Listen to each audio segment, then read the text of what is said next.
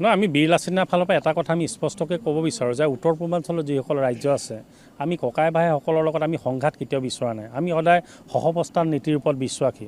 গতিকে কেইদিনমানৰ পৰা আমি মন কৰিছোঁ যে এটা দুষ্ট চক্ৰই কেইমান বিষবাষ্প বিয়পাই আমাৰ মাজত ঐক্য, সম্প্ৰীতি আৰু আত্মীয়তাৰ নষ্ট কৰিবৰ কাৰণে চেষ্টা কৰিছে।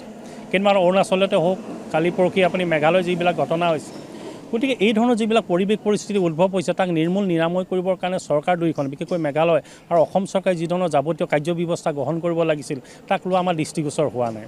গতিকে সেইদিনাখন প্ৰতিবাদৰ আমি দেখিছোঁ যে আমাৰ মাজত ইমানবিলাক ঘৃণা বিদ্বেষ বিয়পাবৰ কাৰণে যিসকলে চেষ্টা কৰিছে, এতিয়া বিভিন্ন দল এটা সংগঠনৰ কথা ওলাইছে।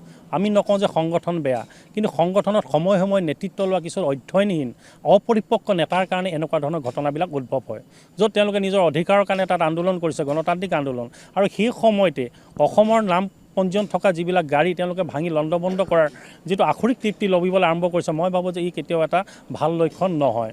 গতিকে সময় থাকোঁতে এনেধৰণৰ অকালপক্ষ যিবিলাক কালপিত আছে তাক গ্ৰেপ্তাৰ কৰিব লাগে। আৰু যেনেধৰণে আমাৰো এতিয়া দেখিছোঁ লাহে লাহে অসমতো এতিয়া প্ৰতিবাদ তাত সাব্যস্ত হৈছে, আমাৰ মাজতো ক্ষোভ আছে, শংকা আছে। গতিকে তাক নিৰ্মূল নিৰাময় কৰিবৰ কাৰণে যিধৰণে চৰকাৰে আন্তৰিকতা দায়বদ্ধৰে কাম কৰিব লাগিছিল তাক লোৱা হোৱা নাই। গতিকে পৰিৱেশটো বেয়া হৈ গৈছে। সেইকাৰণে আমি এটাই ক'ম, সময় থাকোঁতে চৰকাৰখনে দুয়োখন চৰকাৰ আলোচনাত মিলিত হওক আৰু মিলিত হৈ এটা স্থায়ী সমাধান সূত্ৰ তৈয়াৰ কৰিব লাগে। দুয়োখন চৰকাৰে কেতিয়াবা ৰাজনৈতিক লাভালাভৰ কাৰণে সীমা বিবাদবিলাক জীয়াই ৰাখিছে বা আমাৰ ইটোৰ মাজত থকা কিছু শংকা তেওঁলোকে জাগ্ৰত কৰি আমাৰ মাজত অসূয়া অপ্ৰীতি তৈয়াৰ কৰিবৰ কাৰণে তেওঁলোকে চেষ্টা কৰে। গতিকে সময়ে সময়ে বিদ্ৰোহ হয়, সময়ে অপ্ৰীতিকৰ পৰিৱেশবিলাক উদ্ভৱ হৈছে। গতিকে ইয়াৰ এটা স্থায়ী সমাধান আমাক লাগে।